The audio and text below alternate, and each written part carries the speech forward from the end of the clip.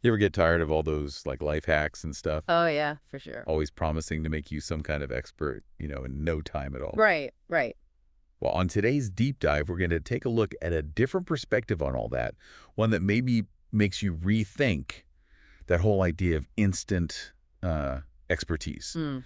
We're going to explore the words of a Japanese martial artist and philosopher from the Edo period, Issai Chozanshi. Okay. Now, Chozanshi, he has some interesting things to say about the whole idea of learning, and I think you'll see he wasn't really into cutting corners. Makes sense for a martial artist, I guess. Yeah, I guess so. Now, this is one of his quotes. He said, "Nowadays, people are shallow, and their resolution is not in earnest. They dislike the strenuous and love the easy from the time they are young. When they see something vaguely clever, they want to learn it right away. But if taught in the manner of the old ways, they think it not worth learning. Nowadays, the way is revealed by the instructor. The deepest principles are taught even to beginners. The end result is set right out in front, and the student is led along by the hand. Even with methods like these, students become bored and many of them quit. Mm. In this way, talking about principles takes the high seat. The men of old are considered inadequate. Mastery becomes watered down, and students only make efforts in things that might have them climb to new heights. This is, again, the spirit of the times." It's pretty scathing, huh? Like, he's not holding back at all.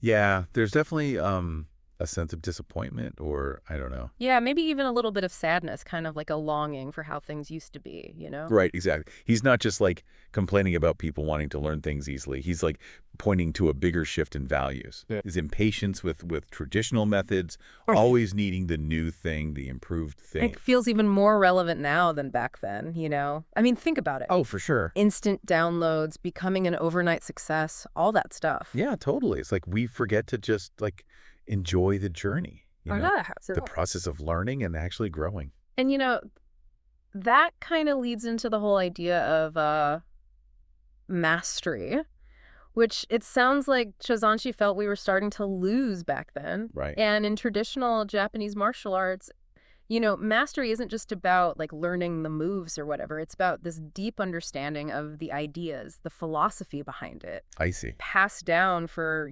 generations and generations. Like there's this concept called shugyu. Shugyo. Yeah, this idea of enduring hardship, really intense training to develop discipline and spirit. Wow. Or kaizen, you've probably heard of that one. Maybe. Rings a bell. It's this idea of like constant improvement, right? But through consistent effort and dedication over time. Okay. So, all this stuff, it takes time. You can't just hack your way to like inner peace or, being a black belt or whatever. Right. It makes those learn a language in a few weeks ads seem kind of silly. Totally. Like, sure, you might learn a few words, but you're never going to get the real, depth of the language. Right? Or the culture and all that. Exactly. You're missing out on so much by rushing to the end, Think about learning to play, I don't know, guitar or something. No one just wakes up one morning and bam, they're a rock star. Right. It's those hours and hours of practice, the frustration of messing up, and then slowly getting better. Okay, I see.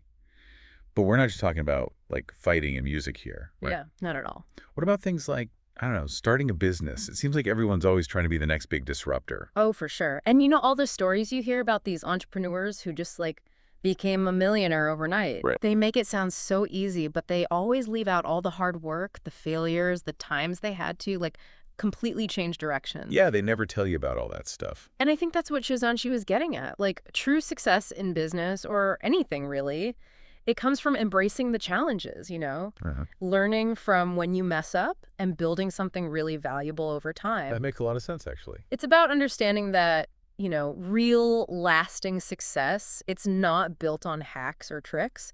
It comes from dedication, from resilience, and really knowing your stuff. It makes me think about all the times I've tried to take a shortcut, whether it's, learning a new skill or just trying to finish some project at work quickly. Oh, yeah.